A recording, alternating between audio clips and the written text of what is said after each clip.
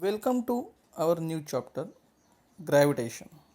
In this, we are going to learn what is meant by the gravitation, Kepler's laws, acceleration due to the gravitational force of the Earth, free fall, then circular motion and centripetal force, Newton's universal law of gravitation, and escape velocity. Can you recall that what you have learned in the last standard? That what are the effects of a force acting on the objects?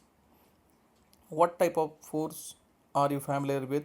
And what do you know about the gravitational force? We have seen in the previous standard that the gravitational force is a universal force and it acts not only between two objects on earth but also between two objects in the universe. It means that gravitational force is not limited to our earth only but it's all over the universe. Means if you go on a moon, if you go on a Mars, anywhere in the universe, you can understand what is the gravitational force. But the gravitational force is different from planet to planet. Means the gravitational force on earth is different and gravitational force of a moon is different. Do you know the interesting thing that man is lighter, 6 times lighter than earth on a moon? Hope all of you know about the great scientist Isaac Newton. Let's see his story. This is apple tree and this is Isaac Newton who is reading one book sitting under this tree. One apple falls on his head and he comes to know that why this apple falls on his head and not goes to the air. Because of this earth is having some force and this force is called as gravitational force. And that's why apple not goes to the air and falls on his head. And because of the same, this moon continuously rotate to this earth. This is the first page of our book explaining that what is meant by the gravitation. This is the same image that I just show you, that Isaac Newton is sitting under the apple.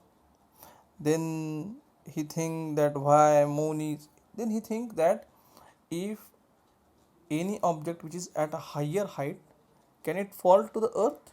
Means it's if anything which is at a very greater height, each gravitation force acts on it, then he think that each gravitation force act on moon, because now we can know that moon is rounding around the earth, correct? But that time no one knows that moon is rounding the earth. Isaac is the first person who gets to know that there is a gravitational force first time, and he starts writing a theory about the gravitational force. And then after some time he again evolves some 2-3 laws. One of his laws is very famous, that you know, that every action has equal and opposite reaction, correct?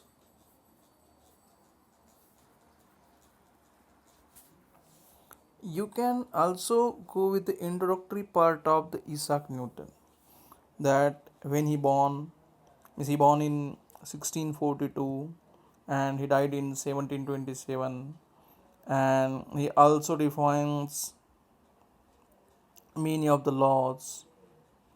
He wrote one book, right? And Kepler had given the 3 laws which describing planetary motions, right? So these are the some information you can go through this, and in the next lecture we will going to learn that what are the circular motions and the centripetal force, okay, and many more.